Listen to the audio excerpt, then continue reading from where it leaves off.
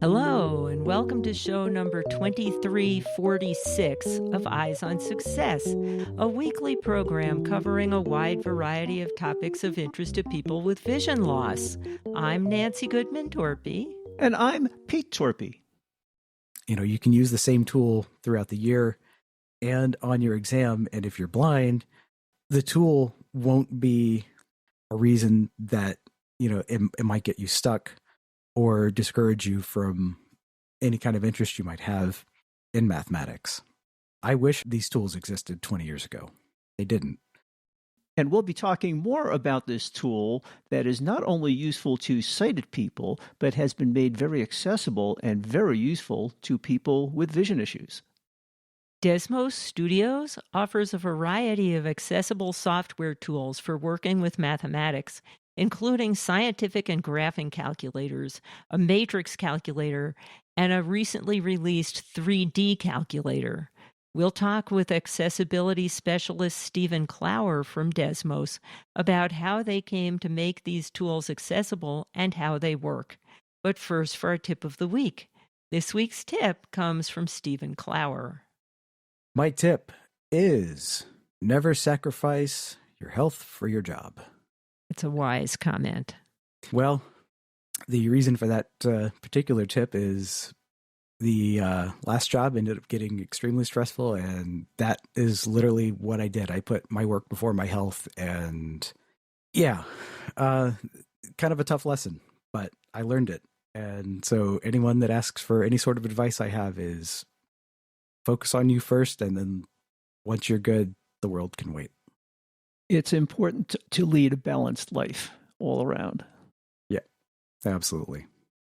Support for Eyes on Success is provided by Timecrest, an iPhone and Apple Watch fantasy story game that delivers plot twists and deep emotional punches while being 100% accessible with many voiceover-specific features. You can find more information at timecrest.com. That's TIMECREST.com. You are listening to Eyes on Success. Success, success, success, success, success. Let's start by meeting Stephen. Hello, my name is Stephen Clower, and I am the Accessibility Specialist at Desmos Studio, BBC. But that is not where you were working the last time we interviewed you nearly 10 years ago. Indeed not. The company that I worked for then no longer exists and was acquired by a couple of other companies, and lots of stuff happened, and I'm not there anymore. And here I am at Desmos. We'll be talking in just a bit in a little bit more detail about what Desmos is, but it is a tool for people who are visually impaired, and I understand you are also. That is partially correct. So your second statement, yes, I am legally blind. So like you, Pete, I am reliant on screen reading technology to do my day-to-day. But the Desmos tools weren't actually designed for people with disabilities at all, at least not initially. They're very visual. A lot of attention is given on usability and aesthetics. It wasn't until I sent them an email saying, hey, your stuff doesn't work for me, that they decided to kind of really look into that. And it turns out they really are good tools for the visually impaired. I've played around with it a little bit. And as a sighted person, I have nosed around on your website and looked at some of the, try it out here options, and they are very attractive. So they managed to hit that very well. And this shows the importance of people like you and I speaking up to developers and saying, hey, you have a great tool there. Why can't I use it? Let's make it happen. That pretty much summarizes the email that I sent to them. Eyes on Success is made possible in part by our corporate partners. Underwriting pairs the impact of targeted marketing with the integrity of community goodwill. Learn more by sending an email to hosts@eyesonsuccess.net. This week's focus topic, is some of the accessible software tools for working with mathematics provided by Desmos Studios. Well, Steve, we kind of danced around what Desmos is, but for people who aren't familiar with this tool that I just found out about myself, give us a quick overview before we get into some details. Sure, happy to. So Desmos, which is spelled Desmos, by the way, for those listening, we actually create several tools. Our overarching mission is to create accessible and not just accessible in terms of like blind people can use it, but accessible in terms of low financial cost, i.e. nothing, and availability on as many devices as possible. And we create tools such as a graphing calculator, a four-function calculator, scientific calculator, a geometry construction tool, and as of this past Thursday that we're recording this, we released a beta of our 3D calculator. So we are very math-centric, very STEM focused. I'm curious, what is a 3D calculator?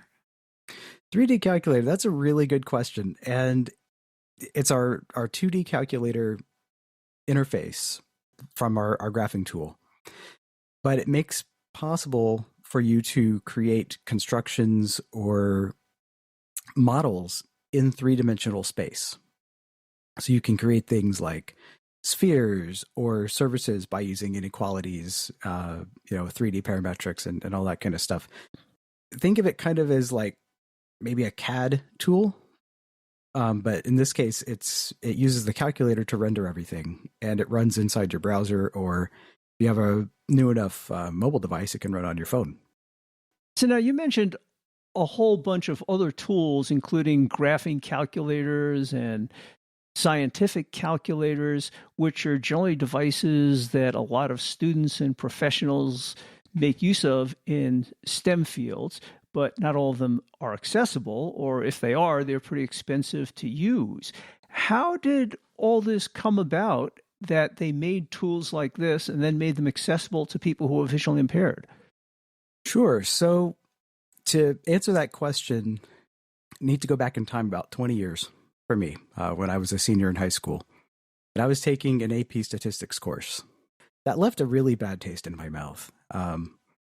Because it seemed like all the interesting math topics required special hardware that people like me were just never going to be able to use. But also that I had to do all of that extra work for, seemingly nothing. So in college, I had even worse issues because of technology that was, it was on a computer now, but it was all Flash-based. And that was even worse. For people who don't know, Flash is a software-based technology that made things visible in graphics on the screen. Yeah, and it was great for developing games and things like that. Of course, it was rife with security problems, which is why that technology ultimately died. But again, throughout college, I had the same frustration. And at that point, I was also trying to get work and, get my life started. And I didn't have time to keep futzing around with all that stuff. So, I did what I had to do, and then I just moved on and just kind of had this grudge for education technology in general, just because there were so many accessibility problems, not just with the math stuff, with everything. So what happened after college?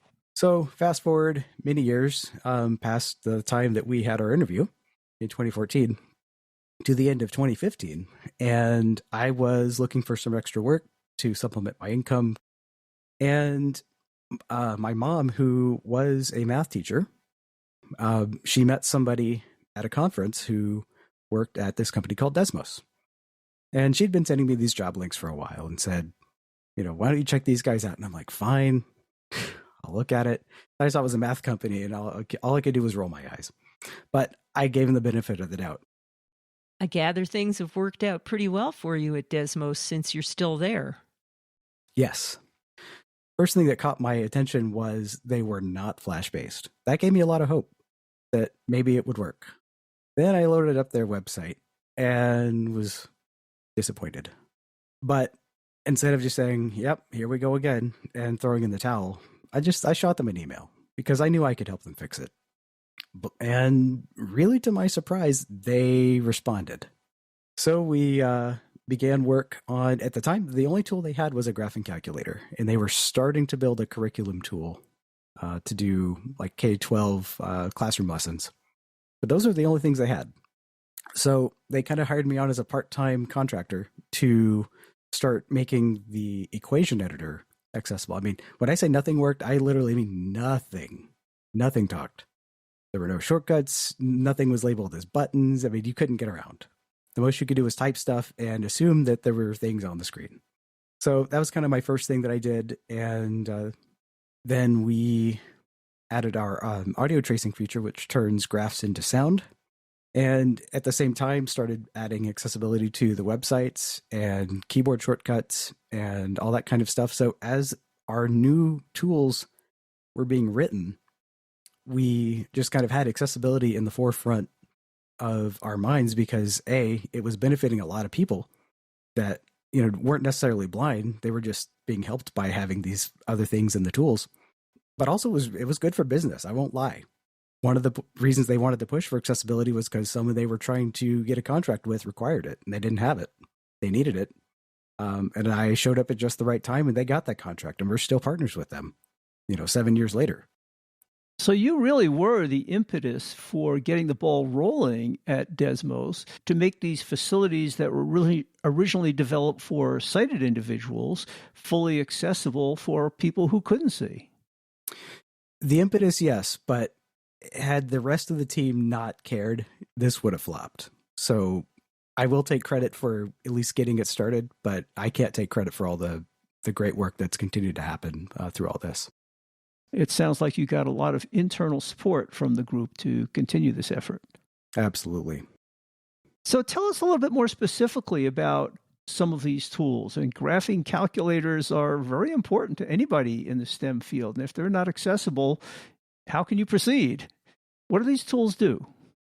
So these tools, their names sort of give away kind of what they're designed for, at least optimized for. Actually, there was one that I forgot to mention, which was our matrix calculator earlier. So just want to add that to the list. Well, some math students might even know what a matrix is, depending on their level of math. Yeah. But they are important parts of mathematics. They absolutely are. And it's not the same as the movie. True. Or is it? Yeah, so our tools are, designed to, have as low of barrier to entry as we can possibly make it. We want people to load up the, whatever thing they need and just, hit the ground running. So give us an idea of how the graphing calculator works. So in the case of the graphing calculator, students can, do very basic to extremely complex stuff. You can write simple equation, 2 + 2 = 4. If you want to see what a sine wave looks like, you can do y = sine of x, and literally just type all these into the expression editor. And if you're using a screen reader, these commands will speak, and not only will they speak, but they will be verbally appropriate. And what do I mean by that? So if you type y = sin x, that's the equation for y = sine of x. That's what we'll say. We'll actually say y = sine x. You don't need the parentheses? I mean, you can add them, and that's fine. But our compiler that we use is smart enough to know what you mean, at least most of the time. We try to not outguess you, but we get enough feedback that we usually know what people mean a lot of the time. Oh, that's cool. Yeah, you can literally just type y = sine x. Or if you're typing a fraction, you type 2/3, and then you go out of the fraction and type x. We'll say 2/3 x. Or, x squared, x superscript 2. We actually say x squared. We don't just always say the same format all the time. We try to optimize it so it makes sense, because especially if you're using our tools with a screen reader in really any application, there's a lot to contend with, a lot of variables and a lot of things that might go wrong or things you just have to know. And now, since this is a graphing calculator, it will produce a graph of something like y = sine x on the screen. and you can navigate around the graph to see what points are on the curve. And there's also some audio feedback, isn't there? Yes. So that feature is called audio trace. And if a graph can be traced in this manner, we will tell you. For example, if you're in the expression and you finish writing it and it's been graphed, we'll say has graph. And the audio trace support will also say to turn on audio trace, press Alt-T. At least if you're on a Windows machine. If you're on a Mac or an iPhone, we'll say press Option-T. Once this mode is on, you can do a few things like listen to the graph, just kind of as a single rendering from left to right. So when you say as a single rendering left to right, it adjusts the pitch according to whatever height there is on the curve? Yeah. I should be careful with my words here. What I mean by that is we will sweep going from left to right across the screen, and also if you have headphones on, kind of approximating that same position in stereo. And as we move, what you'll hear is the pitch of the tone, how high or how low it is, represents how high or low on the screen the curve is at that given time. We also have a few other cues like playing static if you are below, where y or x equals 0, or we'll change the timbre of the note that you hear a little bit to indicate whether you are below or above one of the other axes. So you might be asking, why do we have these cues? And it kind of reinforces the position, but also if you don't have access to stereo output, maybe you only have hearing in one ear, maybe you have an iPhone that has one speaker, or you're just not in a position to really catch all that stereo data, these cues can serve as kind of alternative ways for you to know what's happening. So as you're moving along the curve with the arrow keys, you'll kind of get two things happen. You'll hear the tone of where you are at that snapshot in time, but you'll also hear the coordinates of where you are. So like x0, y0, or x pi over 2, y0. And, as Pete, as you were mentioning before, just getting to certain points on the curve, we call those points of interest. And if that's all you care about, you don't need to use the arrow keys. You can just use tab and shift tab like you might move around in a dialog box. And if there are points of interest, we will tell you what those are. Things like, where does y cross 0? Or where does x cross 0? Where does this intercept any other curves that might have been graphed? Yeah, I noted that also, that if you plot two curves on your graph, just like these Texas Instrument calculators that many students and professionals use themselves, it will tell you the intersection of the two graphs, where the two lines or curves meet each other. Yes. So that's kind of what audio trace does. I don't want to minimize its capabilities, but there's just so much that our tools can do. And I know we're not going to be able to cover a fraction of that in this time, but that does give students a way to explore graphs in real time. And in many different ways. In many different ways.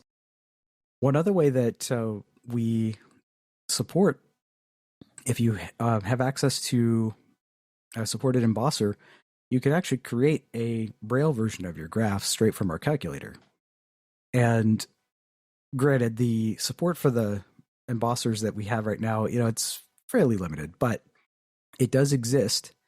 And if you're in a situation where you need to create a tactile graph, I mean, let's be honest here. Being able to feel something is always going to be preferable to being able to hear it. You can communicate a lot more information, through sight, through touch, than you often can through sound.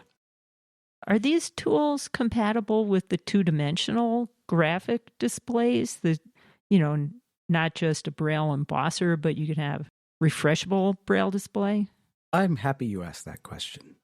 So we did some work with one of the graffiti prototypes a few years ago and had some very good success with that. We are partners with APH and HumanWare on the Monarch display that they are working on. So are we compatible today with this updated version of that kind of technology? Maybe, maybe not. It's a moving target at this point. Yeah, it's still a moving target, but we are in communication with those people, and they have been crucial partners to kind of not just give us feedback, but also legitimize the work that we're doing.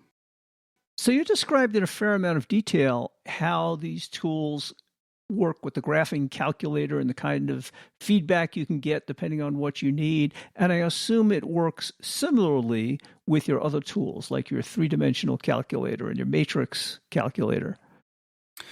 Yes and no. So probably the closest version of this, as far as the behavior that you'll see, is in our scientific four-function and geometry tools, actually. Well, in all of them, you're going to have a talking equation editor.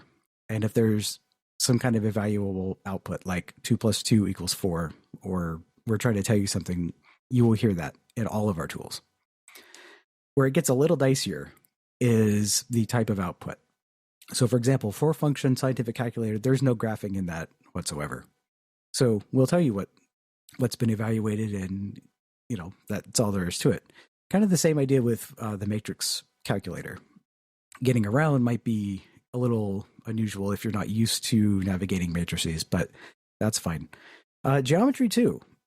We've got enough in our new tool that you can create geometry constructions with a screen reader, kind of hear where things are, move around the board, and create a tactile rendering if you've got an embosser, or of course print it out or send a link to somebody else to look at. 3D, like I said earlier, we released this as a public beta at the time of this recording, like 4 or 5 days ago. All that to say, you can create equations, you can hear what you've done, but audio trace is currently not available in 3D, and that's something that we are still looking at. And we might or might not find a reasonable solution. This might be a case where you're going to need something like the Monarch to really take advantage and see what's going on with a three-dimensional object.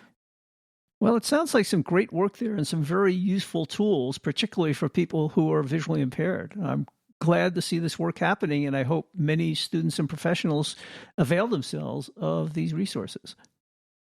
Oh, I do too. One thing that I did want to mention about these tools, by the way, is that we are on, I want to say it's either 42 or 44 state assessments at this point. We are on the digital SAT and ACT. So if you're doing any sort of math exploration in especially upper level, like high school, there's a very good chance you're going to use the Desmos calculators throughout the year and on your exams. In my view, this is a very good thing because we are actually accessible. People can use us. You can use the same tool throughout the year and on your exam. And if you're blind, the tool won't be, at least we hope it won't be, a reason that, it might get you stuck or discourage you from any kind of interest you might have in mathematics. I wish these tools existed 20 years ago. They didn't. But at least I can be on the other side of it now and hopefully have, or at least provide a better experience for students today than what I had growing up. And here's a quick demo of the Desmos tools. And if you want to listen to more, you can find them on their website. Expression 1 : y = sign x as graph. To audio trace, press Alt + T. Edit. X-axis visible from -10 to 10. Y-axis visible from -9.147 to 9.147. Two audio traceable curves. To hear the graph, press H.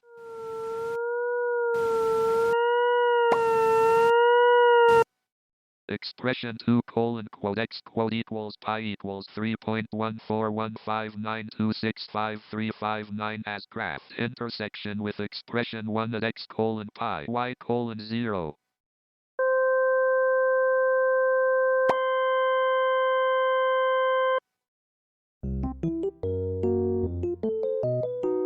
You are listening to Eyes on Success. Success, success, success, success, success. Now for this week's final item, how to learn more about this powerful suite of mathematical tools from Desmos Studios, and how to contact their accessibility department. Well, Stephen, we only had time to scratch the surface on some of these tools today, but if people want to find out more, how could they do that? You can find out more by visiting our website, which is www.desmos.com.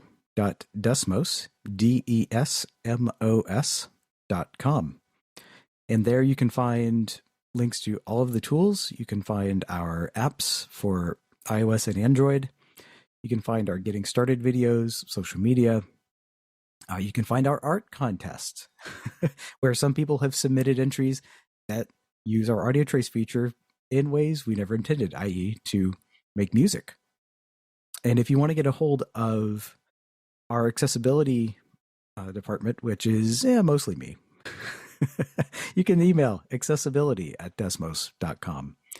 And if you're interested in trying any of our stuff with a screen reader, we do have a very extensive, some might say exhaustive, page that describes all of our accessibility features and gives guidance on how to set up your screen reader, whether it be JAWS, NVDA, narrator, voiceover, talkback, Chromevox.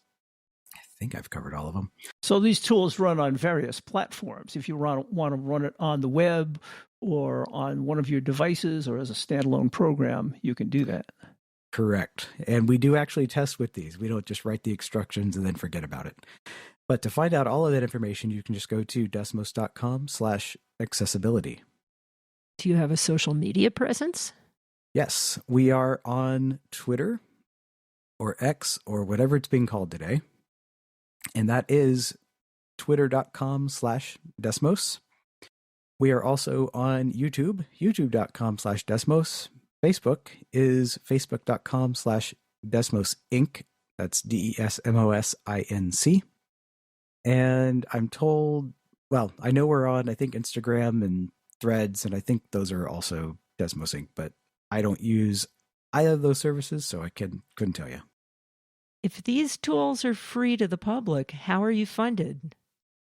We are funded pretty much by our partnerships that we have with various publishers and test vendors and all that, and no venture capital. We can control our own destiny. In fact, the PBC in our name stands for Public Benefit Corporation. So we can put the public good ahead of any kind of shareholder interest.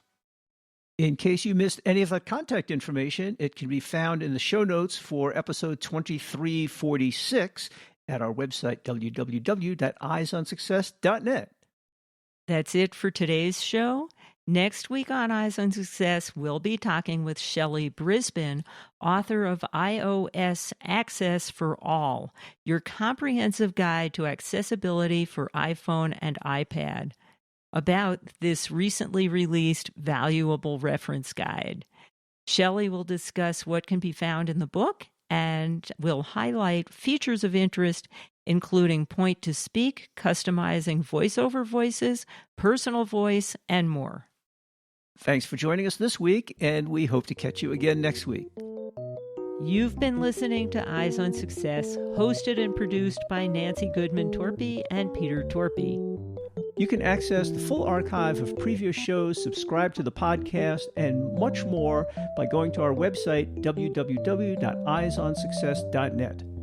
If you have questions about anything you've heard on the show or have suggestions for future shows, send an email to hosts@eyesonsuccess.net. Thank you for listening and have a nice day.